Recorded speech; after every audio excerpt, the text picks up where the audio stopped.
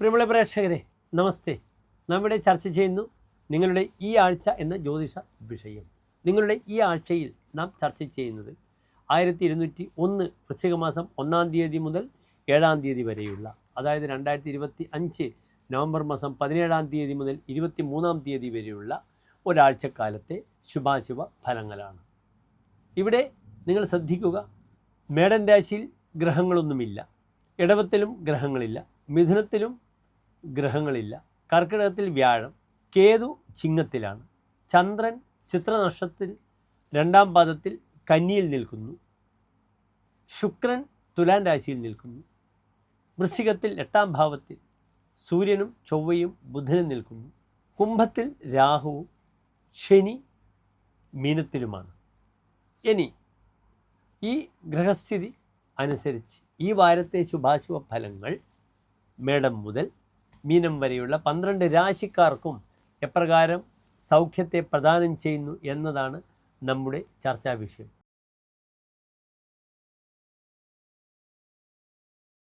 ചിത്ര നക്ഷത്രത്തിൻ്റെ അവസാനത്തെ 30 നാഴിക, ചോതി വിശാഖം നക്ഷത്രത്തിൻ്റെ ആദ്യത്തെ 45 നാഴിക വരുന്ന 2-കാൽ നക്ഷത്ര സമൂഹം. ഇവിടെ തുലാൻ രാശിക്കാർക്ക് ലഗ്നത്തിൽ ശുക്രനുണ്ട്, രാശിയിൽ ശുക്രനുണ്ട്, തുലാൻ രാശിയിൽ തന്നെ.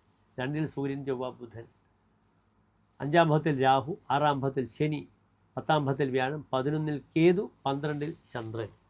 ഈ 12-ൽ ചന്ദ്രൻ വരുമ്പോൾ പലപ്പോഴും വീട്ടിൽ മാനസികമായ ക്ലേശങ്ങൾ പിതൃ വിഷയത്തിലുണ്ടാകാം. ശശി ദ്വാദശേ ശത്രു നേത്രാദി ചിന്ത വിചിന്യ സദാ സദ്വേ മംഗലാൻ പിതൃവ്യാധി മാത്രാദിന അന്തർവിഷാദ എന്ന ചാപ്നോതി കാമം പ്രിയ അല്പപ്രിയത്വം. തന്നെ പ്രിയപ്പെട്ട ഭാര്യയോട് പ്രിയത്വം കുറയുക. ശത്രുക്കളെ വളരെയധികം ചിന്തിക്കേണ്ടുന്ന സമയമാണ് കർമ്മമേഖലയിൽ. ഇവിടെ കർമാധിപനായ ചന്ദ്രനാണ് തുലാൻ രാശിക്കാർക്ക് 12-ൽ നിൽക്കുന്നത്. ക്ഷുദ്ര അംഗഹീനോ വ്യയ എന്നൊരു ഫലം പറഞ്ഞിരിക്കുന്നു. ശാരീരികമായ അരിഷ്ടതകളും ശ്രദ്ധിക്കേണ്ടതാണ്. കർമാധിപനായ ഗ്രഹം 12-ൽ വരുമ്പോൾ വീഴ്ച വരും. അതിനാൽ തൻ്റെ കർമ്മമേഖല ശ്രദ്ധിക്കണം. ഞാൻ സൂചിപ്പിച്ചു, ശത്രുക്കൾ ധാരാളം വരും. എന്നാൽ ചാപ്നോതി കാമം, പല കാര്യങ്ങളിലും തനിക്ക് പെർഫെക്ഷൻ ലഭിക്കാത്തൊരവസ്ഥ. പ്രിയ അല്പപ്രിയത്വം, ഭാര്യയോട് ഇഷ്ടം കുറവ് തോന്നുന്ന സമയമാണ്. അതിനാൽ പലപ്പോഴും വീട്ടിലുള്ള ഗാർഹികമായ അന്തരീക്ഷത്തിൽ അതിലൊക്കെ ഭാര്യയും അമ്മയും ഒക്കെ ഇടപെട്ടാൽ അതിൻ്റേതായ ബുദ്ധിമുട്ടുകൾ സംജാതമാകുന്ന ഭാരമാണിത്. 10-ൽ നിൽക്കുന്ന വ്യാഴം ഗൃഹസംബന്ധമായ വിഷയങ്ങൾക്കും ഒരിടങ്ങടി ഉപ്പിൻ്റെ അരി കൊടുക്കുമെന്നാണ് പറഞ്ഞിരിക്കുന്നത്. പതിയൽ പ്രത്യേകം പ്രസ്ഥസാമുദ്രമന്നം, താൻ ഒരു ഇടങ്ങടിയുടെ അരി കൊടുക്കുമെന്നാണ്. അതിനാൽ അന്നദാനം ചെയ്യാനും ഗൃഹ നിർമ്മാണ വിഷയത്തിലേക്കുള്ള ജോലിക്കാർക്ക് ഭക്ഷണം കൊടുക്കാം, അല്ലെങ്കിൽ വീട്ടിൽ കൂടാം. ഹൗസ് വാമിങ്ങിന് ധാരാളം പേർക്ക് ഒരിടങ്ങഴി ഉപ്പിൻ്റെ അരി വെച്ച് കൊടുക്കുമെന്നാണ്. അതിനാൽ ഗൃഹ സംബന്ധിയായ പ്രവർത്തനങ്ങൾക്കൊക്കെ നല്ലതാണ്. ധർമ്മദേവ സങ്കേതങ്ങൾ വഴിപാടുകൾ ചെയ്ത് അവിടെ ഉത്സവത്തിന് അന്നദാനം ചെയ്യുക. അന്നദാന ഫലത്രയം എന്നാണ്. ഏറ്റവും നല്ല ഫലമാണ് അന്നദാനം, ഏറ്റവും വലിയ പുണ്യമാണ്.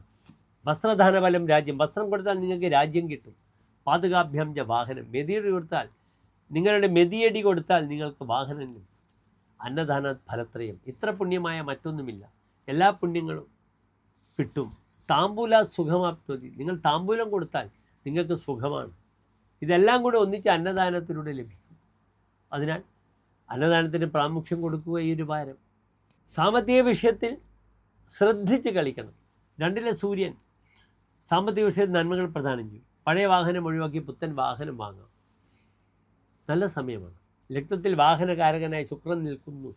പലപ്പോഴും താൻ നല്ല വസ്ത്രമൊക്കെ ധരിച്ചുകൊണ്ട് സമൂഹത്തിൽ ഞെളിഞ്ഞു നടക്കുന്ന സമയമാണ്. ആരും തന്നെ കണ്ടാൽ മനസ്സിലാകില്ല തനിക്ക് ദാരിദ്ര്യമുണ്ടെന്ന്. അപ്രകാരം എക്സ്പ്രസീവ് ആകാം, പുരുഷനായാലും സ്ത്രീയായാലും. അതിലൂടെ ചില സ്നേഹബന്ധങ്ങളൊക്കെ വരാം. യാത്രയിൽ പ്രണയങ്ങളൊക്കെ പുഷ്പിക്കും, അതിനൊക്കെ നല്ലതാണ്. ഇവിടെ കർമ്മമേഖലയിലെ തടസ്സങ്ങൾ മാറാൻ ശത്രു സംഹാര കുരുതി ചെയ്യണം. നാളികേരം കൊണ്ട് ശത്രുമുട്ടും ചെയ്യുക. നന്ദി, നമസ്കാരം.